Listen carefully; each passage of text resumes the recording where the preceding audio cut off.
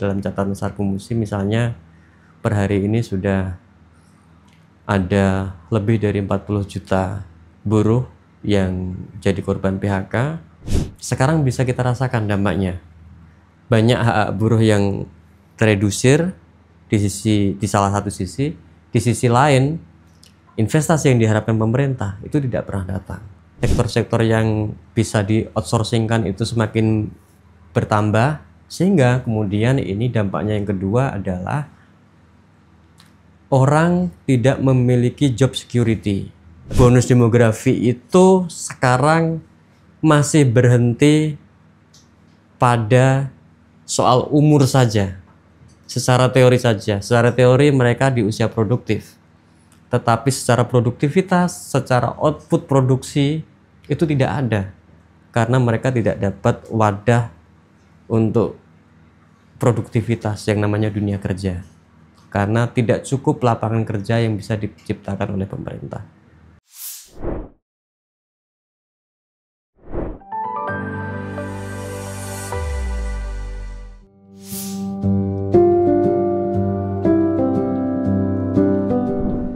Ya, terima kasih. Sebenarnya semenjak 5 tahun belakangan, setiap memperingati Hari Buruh itu tidak jauh-jauh dari situasi keprihatinan. Tapi Hari Buruh 1 Mei 2025 ini saya kira situasinya yang paling memprihatinkan karena beberapa hal. Yang pertama, semenjak 5 tahun yang lalu misalnya dunia ketenaga kerjaan diwarnai banyak sekali shifting sektor ketenaga kerjaan, dari yang tadinya sektor-sektor yang sudah established selama puluhan tahun, tapi karena pengaruh datangnya digitalisasi, kemudian otomasi, robotisasi, dan yang terakhir AI, itu banyak sekali sektor-sektor pekerjaan yang kemudian hilang. Mungkin contoh yang terdekat, karena ini yang mewawancari adalah kawan-kawan media, kita sudah melihat selama 2 tahun terakhir banyak sekali media cetak nasional yang gulung tikar misalnya. Nah, ini adalah salah satu contoh saja. Nah, May Day tahun 2025 ini cukup berat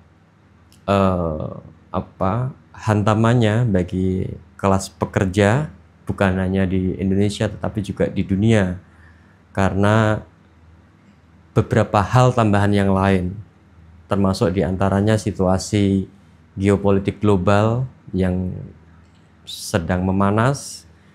Misalnya apa yang terjadi di belahan Eropa Timur seperti Ukraina dan Rusia, di mana negara ini sebenarnya salah satu negara penyuplai sumber energi yang cukup besar di dunia.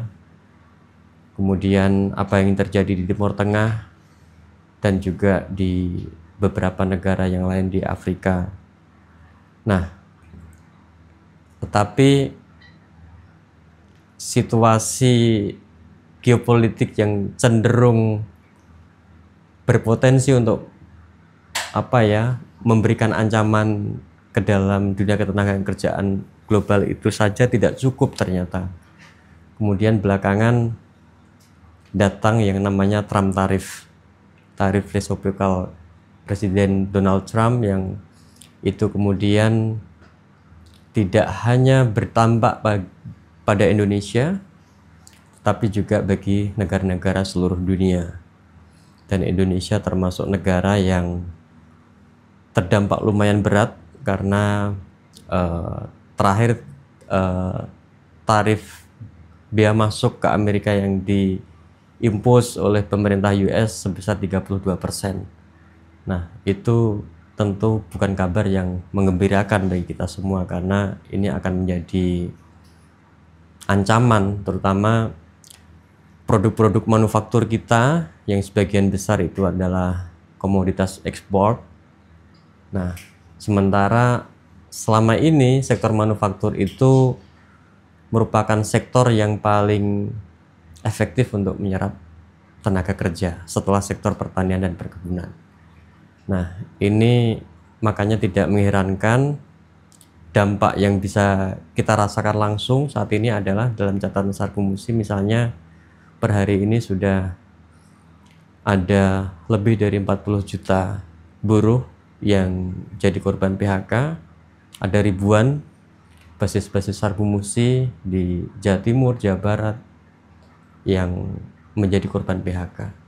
Jadi kembali lagi kepada pertanyaan, apa arti May Day bagi kaum buruh, khususnya Sarkomusi tahun ini? May Day tahun ini adalah keprihatinan bagi kaum buruh.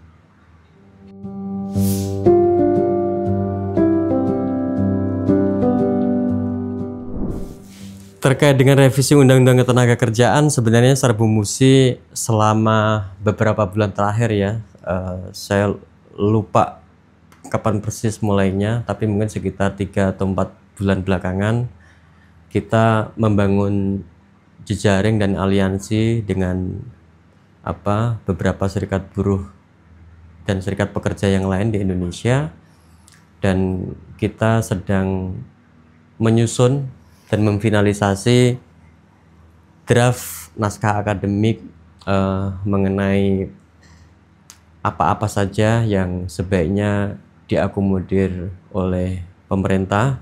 Mungkin salah satunya beberapa poin besok akan kita bacakan di peringatan May Day. Tetapi begini, Sarkomusi terkait dengan pembuatan kebijakan terkait dengan ketenagakerjaan, kita mengingatkan kepada pemerintah untuk selalu melibatkan kaum buruh. Jangan lagi di bypass sebagaimana yang terjadi pada proses lahirnya Omnibus Law yang melahirkan Undang-Undang Cipta Kerja, di mana khususnya pada klaster ketenagakerjaan produk dari undang-undang tersebut lebih menempatkan buruh pada posisi yang paling dirugikan atas nama kemudahan investasi, atas nama kemudahan perizinan, atas nama investment attractiveness. Kita misalnya bisa melihat bahwa sebenarnya angka FDI kita, investasi asing kita, semenjak diundangkannya Undang-Undang Cipta Kerja misalnya, itu tidak menunjukkan peningkatan yang cukup signifikan. Kalah dengan misalnya jumlah investasi yang masuk ke Indonesia, baik investasi asing maupun investasi domestik di 10 tahun periodenya Pak Jokowi misalnya, atau khususnya periode pertama Pak Jokowi, di mana di antara tahun 2014 ke 2019 itu investasi yang masuk ke Indonesia naik hampir 2 kali lipat.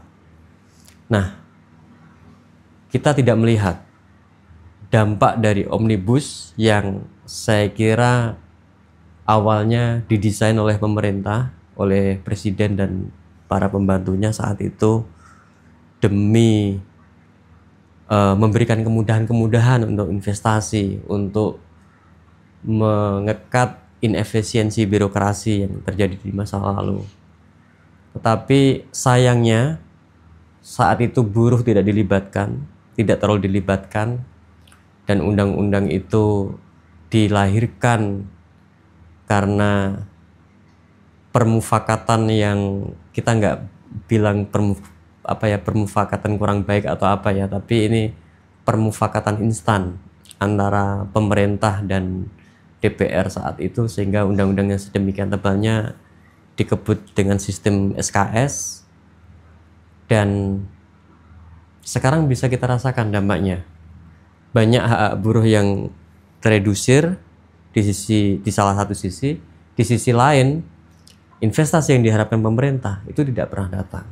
Bahkan investasi dalam beberapa tahun terakhir ada kecenderungan stagnan bahkan turun. Nah, ini tentu sekali lagi yang perlu kita ingatkan kepada pemerintah untuk tidak lagi melakukan bypass, untuk lebih waspada terhadap policy free rider, terhadap penumpang gelap kebijakan. Sekali lagi, libatkan buruh untuk setiap pembuatan kebijakan, karena sekarang eranya sudah bukan hanya era keterbukaan, tetapi kalau kita berbicara soal business climate, sekarang adalah eranya business sustainability dan responsible business, di mana buruh, pengusaha, dan pemerintah harus duduk bareng merumuskan bagaimana agar dunia usaha ini bisa berjangka panjang sehingga memenangkan semua pihak.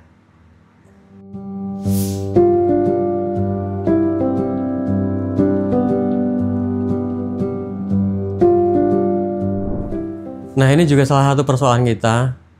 Informality di Indonesia sangat tinggi, bahkan sebelum Omnibus pun sangat tinggi. Dan ini kemudian meningkat tajam semenjak dikeluarkannya Undang-Undang Cipta Kerja. Kenapa? Satu, Undang-Undang Cipta Kerja itu meliberalisasi pasar kerja, sehingga dampaknya adalah hubungan kerja itu bisa lebih fleksibel. Misalnya sektor-sektor yang bisa di outsourcingkan itu semakin bertambah, sehingga kemudian ini dampaknya yang kedua adalah orang tidak memiliki job security. Dia bekerja hari ini, tetapi misalnya 12 bulan atau 11 bulan yang akan datang, kontraknya akan habis. Dan dia harus mencari pekerjaan lagi. Atau kalau masih di pekerjaan yang sama, karena sistemnya kontrak, dia akan mulai dari nol lagi. Sehingga tidak ada karir, tidak ada peningkatan karir, tidak ada job security. Ketambahan lagi, salah satu hal lagi, Indonesia, orang banyak bilang saat ini sedang memasuki era bonus demografi, sehingga kita cukup confidence menyebut cita-cita 1 abad Republik ini dengan Indonesia emas 2045 misalnya. Tetapi kita juga melupakan di saat yang sama, kita melupakan tantangan-tantangan ketenaga kerjaan yang sepertinya sampai saat ini tidak pernah diadres, tidak pernah dijawab secara serius oleh pemerintah. Tantangannya apa? Tantangan utamanya adalah, pertama, kita masih memiliki pekerja anak yang cukup tinggi di Indonesia. Pekerja anak di Indonesia jumlahnya sekitar 290 ribuan. Nah, kalau anak-anak di usia mereka mestinya mendapatkan education, mereka masih bersekolah, mereka harusnya mendapatkan bekal keilmuan yang cukup untuk memasuki dunia kerja, sudah itu tidak pernah mereka dapatkan, dan mereka sudah terjebak di pekerjaan yang sebenarnya itu nggak boleh. Nah, mereka nanti tentu tidak akan bisa step up ketika mereka sudah memasuki usia kerja, sehingga bonus demografi ini tidak akan pernah bisa kita optimalkan. Persoalan kedua adalah youth unemployment kita relatif tinggi, pengangguran tenaga kerja kita cukup tinggi, bahkan mungkin termasuk salah satu yang paling tinggi di Asia. Kita dari tahun ke tahun angkanya itu tidak berubah, antara 18 sampai 21%, naik turun. Bahkan yang terakhir-terakhir kita mengalami kenaikan sekitar 21%. Nah, ini setidaknya terefleksikan, misalnya kayak kemarin adik-adik mahasiswa kita atau anak-anak yang baru fresh graduate dari university, dari perguruan tinggi, mereka susah mendapatkan pekerjaan, sehingga kemudian muncul tagar di medsos, kabur aja dulu. Saya kira kita tidak perlu a priori dengan hal seperti ini. Ini betapapun adalah suara dari grassroots, suara masyarakat, pasti ini mencerminkan somehow sekian percentage dari populasi di Indonesia yang memang mengalami itu. Nah, ini yang saya kira harus ditangani secara serius oleh pemerintah. Pemerintah misalnya kalau melihat beberapa survei ya, salah satunya survei yang dilakukan oleh Gallup misalnya, yang menjadi kecemasan kalangan muda saat ini, among the top rank, bahkan peringkat yang pertama itu adalah bagaimana mereka nanti bisa mendapatkan pekerjaan. Nah, ini harus diadres secara serius oleh pemerintah melalui undang-undang yang tepat. Kita kemarin cukup senang mendengar statement dari Presiden Prabowo misalnya bahwa Indonesia terhadap situasi ekonomi saat sekarang mau melakukan deregulasi. Tapi harus diingat, deregulasi yang seperti apa yang akan dilakukan. Setidaknya kita di pemerintahan sebelumnya kita sudah punya pengalaman deregulasi yang kita sebut sebagai Omnibus Law yang menghasilkan Undang-Undang Cipta Kerja. Ternyata itu kemudian tidak memberikan dampak yang positif secara signifikan terhadap kinerja investasi kita. Investasi kita stagnan sehingga kemudian economic growth kita juga segitu-gitu aja, masih di angka 4%-an atau 5% kurang sedikit, dan kita tidak bisa menciptakan lapangan kerja di sektor formal sesuai yang kita inginkan. Sehingga kemudian tumpukan dari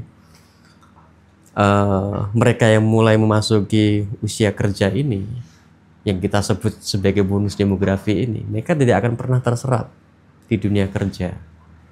Sehingga bonus demografi itu sekarang masih berhenti pada soal umur saja, secara teori saja. Secara teori mereka di usia produktif, tetapi secara produktivitas, secara output produksi itu tidak ada, karena mereka tidak dapat wadah untuk produktivitas yang namanya dunia kerja, karena tidak cukup lapangan kerja yang bisa diciptakan oleh pemerintah.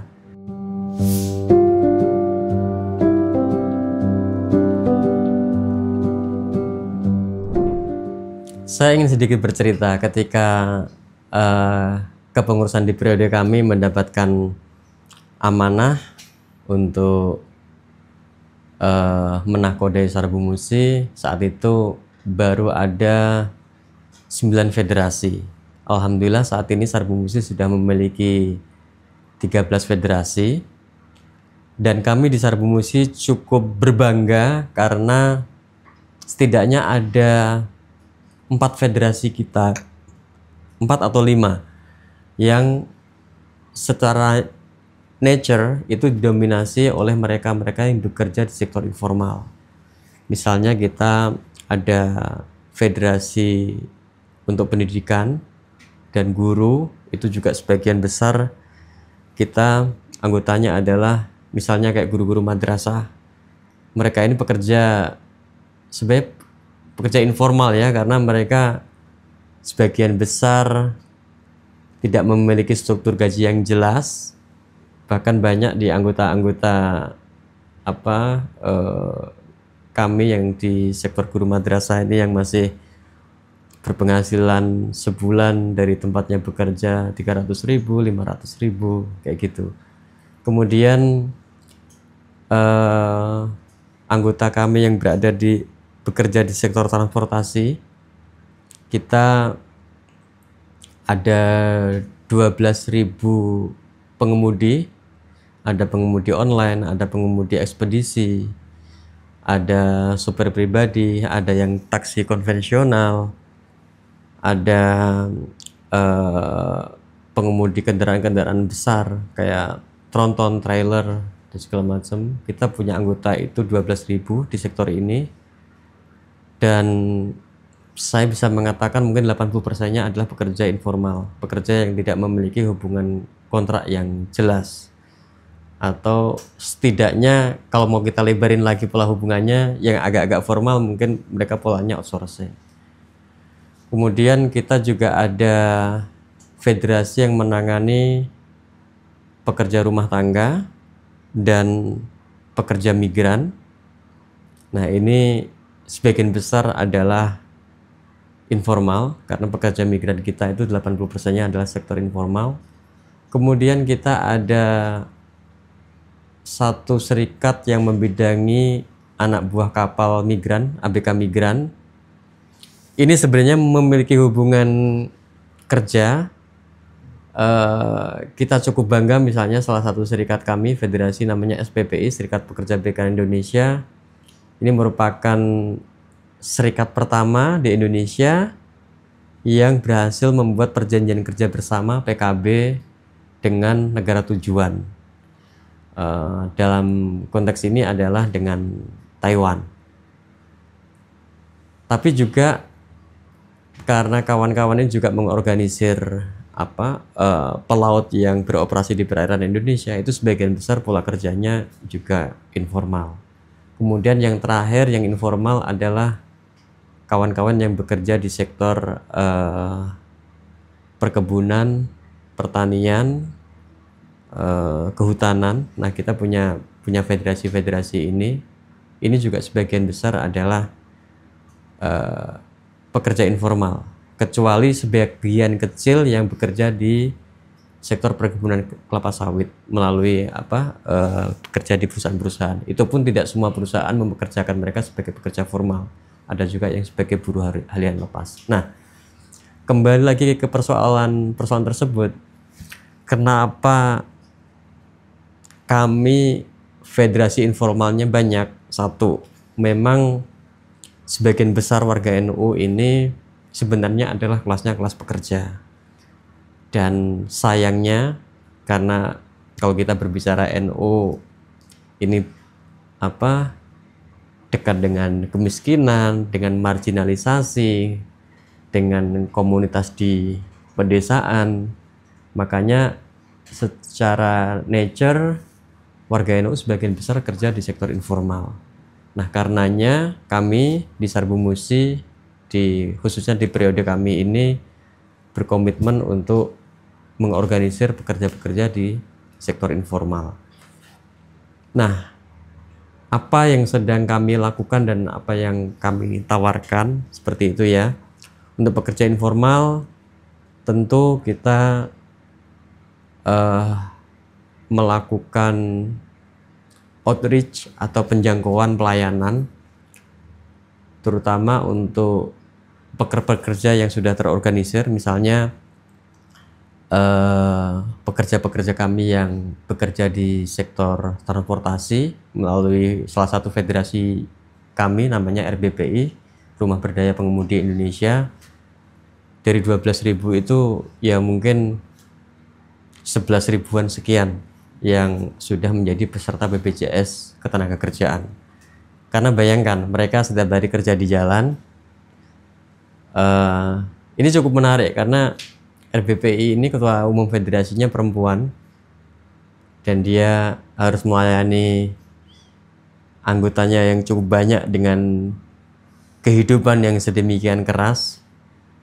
Hampir tiap hari menerima telepon, laporan sekaligus keluhan mengenai kecelakaan. Bahkan ada yang berujung pada kematian kayak gitu. Nah, kemudian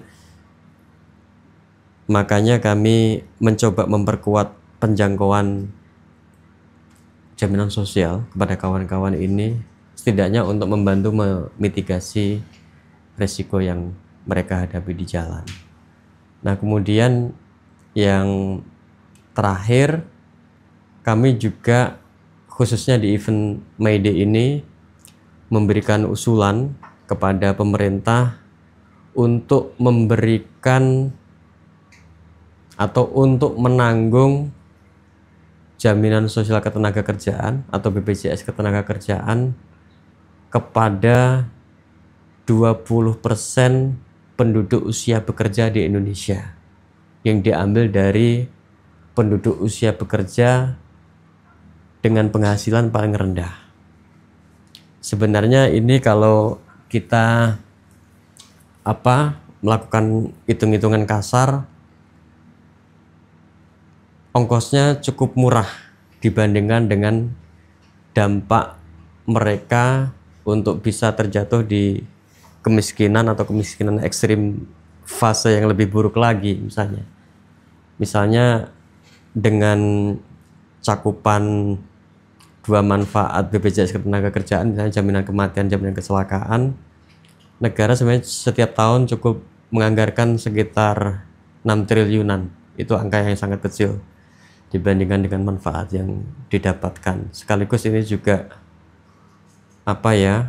kami challenge pemerintah karena memang semangatnya semenjak ada Undang-Undang Jaminan Sosial di negara kita ini yang melahirkan BPJS Ketenagakerjaan dan BPJS Kesehatan, itu adalah pelayanan inklusif bagi seluruh warga negara Indonesia. Nah, ini saya kira besok akan menjadi salah satu poin yang akan kami serukan di peringatan Hari Buruh Internasional 1 Mei 2025.